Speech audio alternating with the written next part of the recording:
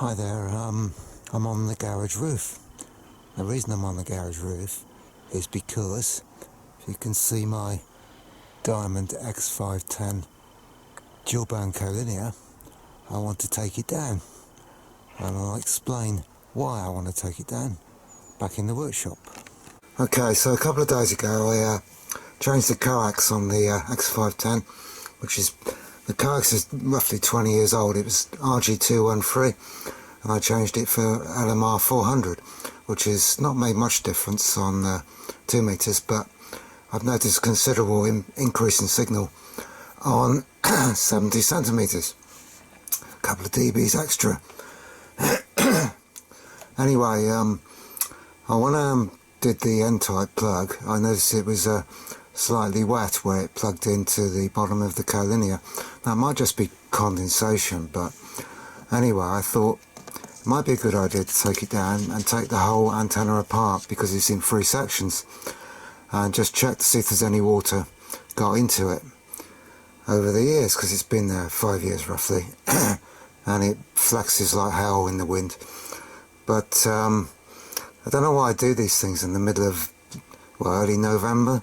I had a long dry summer with hardly any rain. I could have done it then.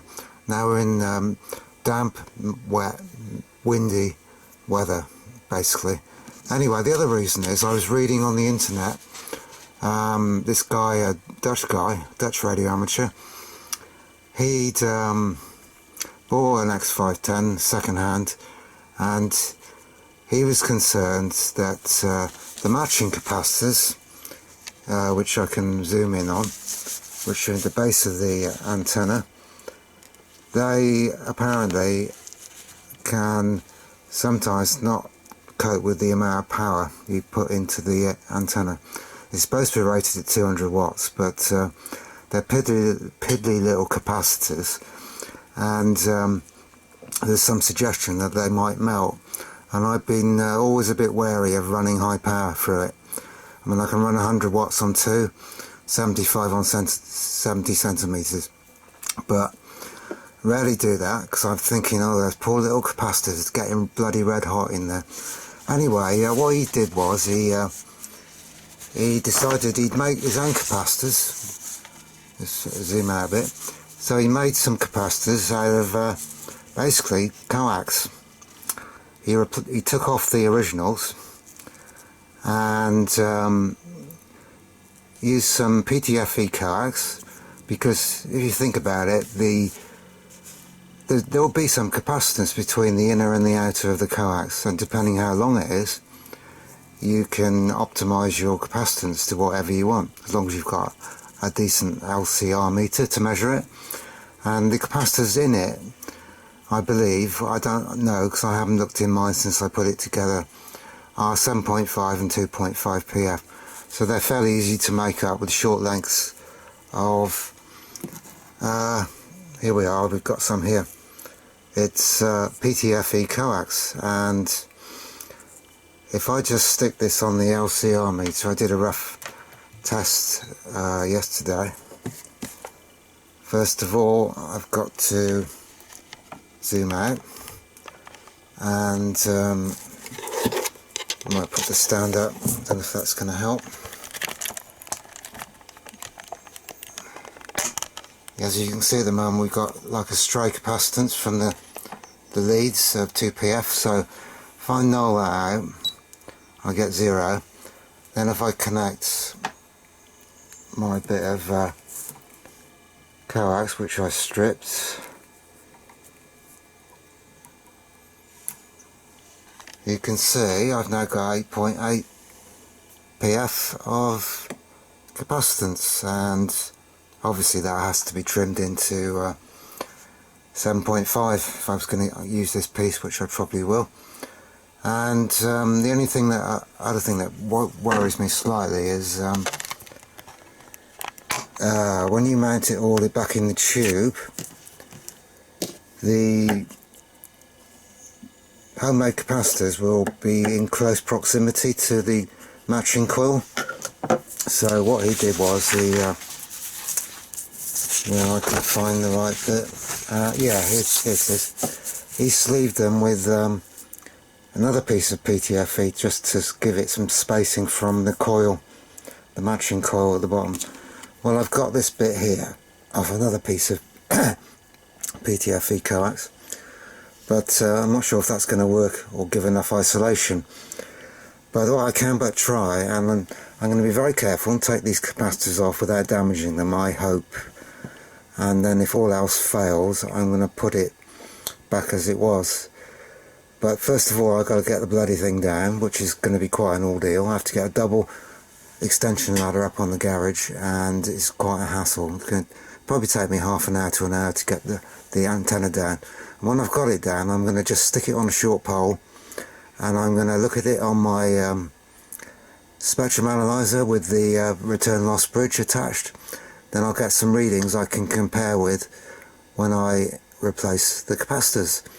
So I'm now going to go ahead and climb on the bloody roof, and it's cold and it's damp, but at least it's not raining. It was bloody awful yesterday. Tremendous winds, heavy rain, but we're supposed to have sunny spells. I can see now the sun's come out. It's still a bit damp up there, but it's never going to dry out much this time of the year. Anyway, I'm not going to bore you with taking the aerial down, showing you how I take it down, because it would be impossible to do. I need both hands, otherwise I'll fall off the ladder or drop the aerial or whatever. So I'll come back to you when I've got the actual aerial down, hopefully. So I got the X510 down, didn't take too long at all. Now lying on the shed roof, and it goes all the way over there. So the only problem I got was getting bloody wet, because there was loads of water collected on top of the ladders, which fell off and got me soaked. And anyway, by the side of it I've got another antenna which I made, which is a J-pole, 2 meter J-pole, and I'm going to stick that up temporarily until I've got this X510 back up again, or ready to go back up. And a J-pole is just a end-fed half wave fed with a quarter wave matching section. So that will go up next, I think, before I do the any more with the X510. Right, that's the J-pole up in its same position as the X510 was, and you can see the 2 meter horizontal beam behind it. I wasn't too hard doing that, but oh, bloody wasps, why do they always come out and bother you when as soon as the sun comes out, the bloody wasps come out?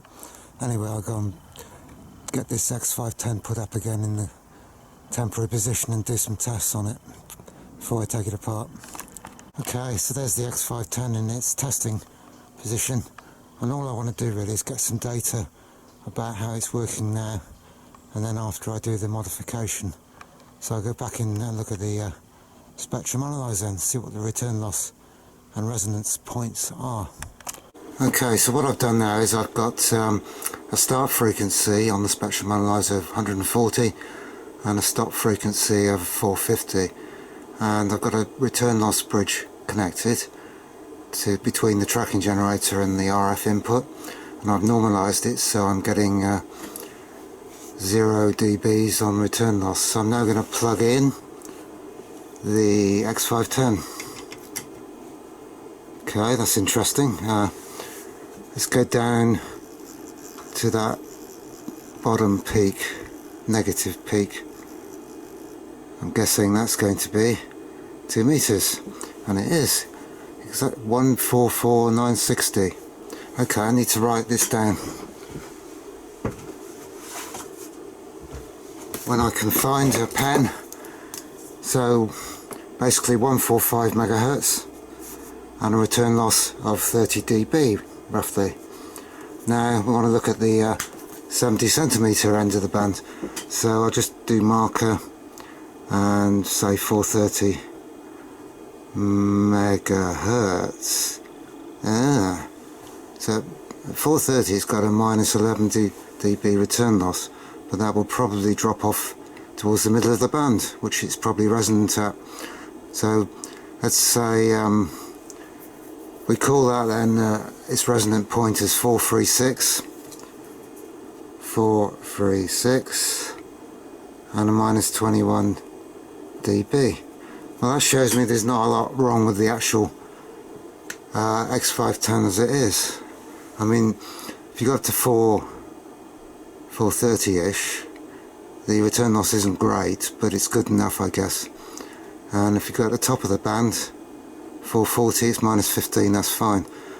So I think the next thing now to do is get the bloody thing down again off that temporary installation and take it all apart and see what's inside it.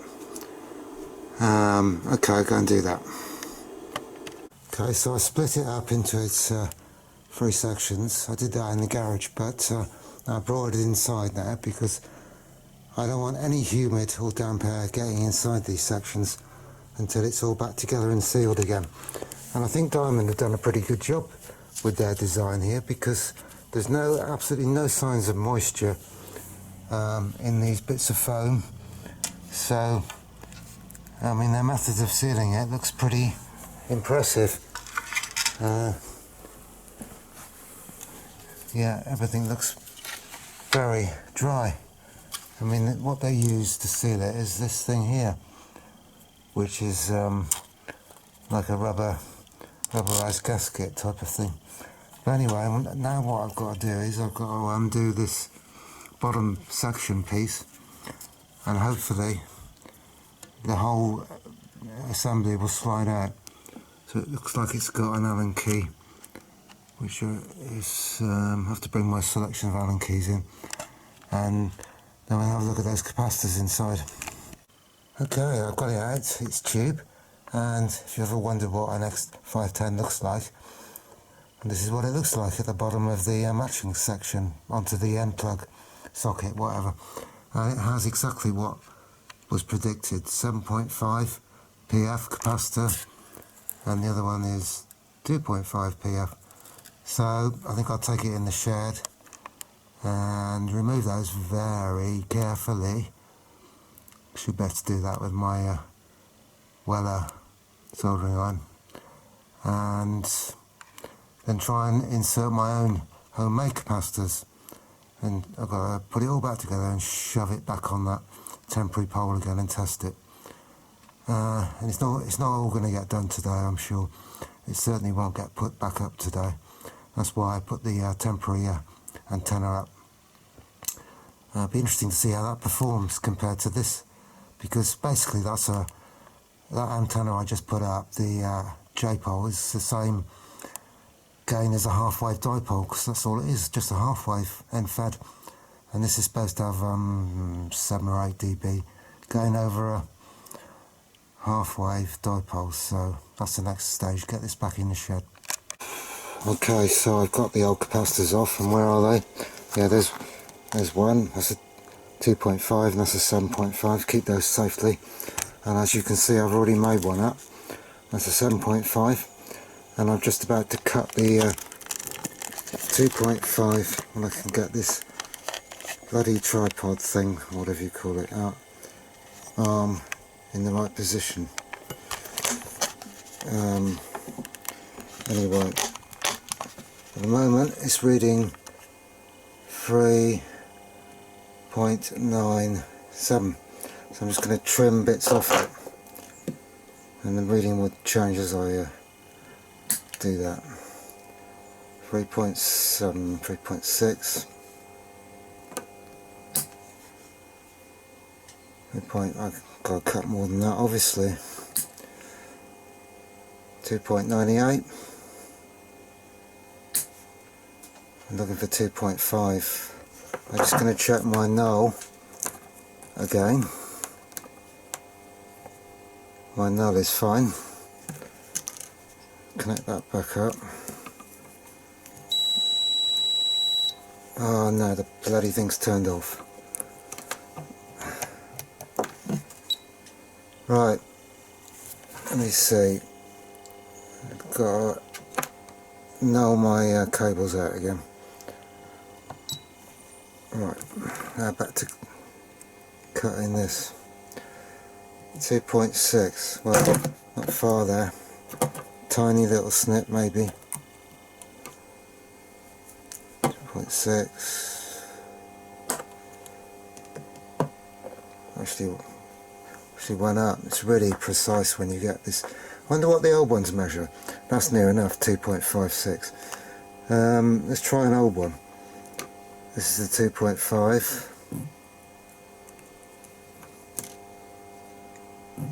Well, the old one measures 2.8. Well, whatever. And see what the 7.5 reads.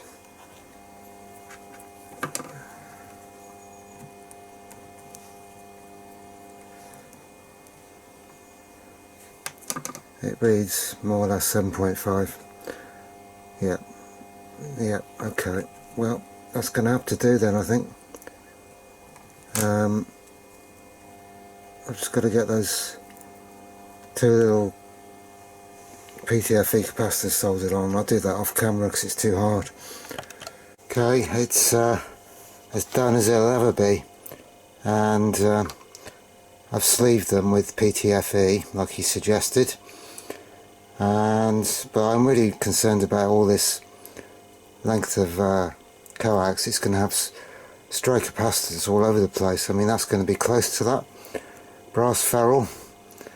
Well, I don't know. All I can do is put it back together and try it, and then if it doesn't work, I'll go back to the old capacitors. So there you go, put it back together, I guess. Okay, I've got it up with these new capacitors, and it's not good news. Checking the resonance again, and the resonant point has gone down to 427 megahertz, but at 145 it's still pretty good. So it's fine down at 2 meters. In fact, it's dropped a bit. It's dropped down half a megahertz, which is understandable. 430 megahertz. Yeah, it's pretty crap at 434, 435. I don't think it's usable at that frequency, and that's that stray capacitance problem.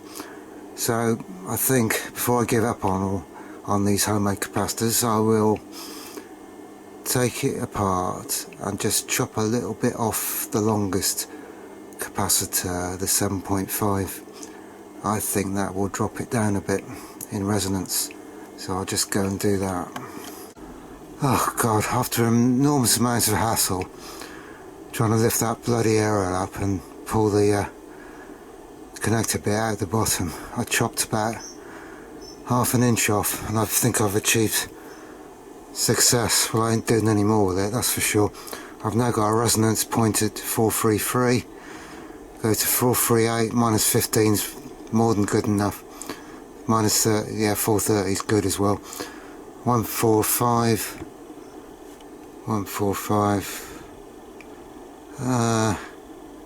Yeah, it's now resonant at 145. 78, whatever. But you know, the FM part of the band doesn't start till 145 anyway, so you know, if I put in 145 megahertz, still got a return loss of minus 13. I'm sure that's good enough. So what was that resonance again? Yeah, okay, fine.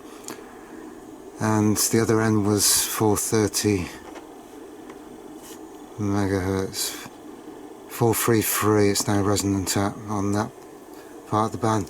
I think it'll be fine like that, so I'm just going to put it all back together, make sure it's all the joints are nice and tight, and I think I've just about got time to shove it back on the pole where it belongs. So there we go. Right then, the antenna's back up, along with my folded dipole for FM, which is on the same pole, and it's starting to get dark. It's been a nice afternoon though, nice and sunny and fairly warm, and yeah, I've been messing around now for 3.5 hours. I've had enough of all this. And anyway, I'll just go and check the SWR in a minute on my IC9700. Okay, so we'll check the 2 meter SWR first of all. Nice thing about this radio is it's got a screen you can bring up with an SWR meter, so put into transmit on 145 500, and 1.5 to 1, not too bad. Go down the band a bit. Yeah, it starts to drop, and it's yeah, it goes down. It's starting to go down a lot towards 144, but 1.5 to 1's not too bad, and go all the way up to 145 at 800, and it's about 1.7, but that's fine, no problems at all. Stop transmitting, and then we'll do the UHF SWR. So we're on 440, I think I'll go down, right down to 430, and 430, that'll do. Transmit 1.5 to 1, no problems at all. Go up and up and up, and up and up. 433, doesn't go above 1.5, 435, and it starts to drop off. I guess the length of the coax is going to have some effect on the SWR. And right up to 438, it's no SWR at all. So that is fine. So that is, I think, the end of this maybe too long video on how to modify a Diamond X510. At least I won't have to worry about burning out my capacitors running 100 watts or whatever. So anyway, that's it, and bye for now.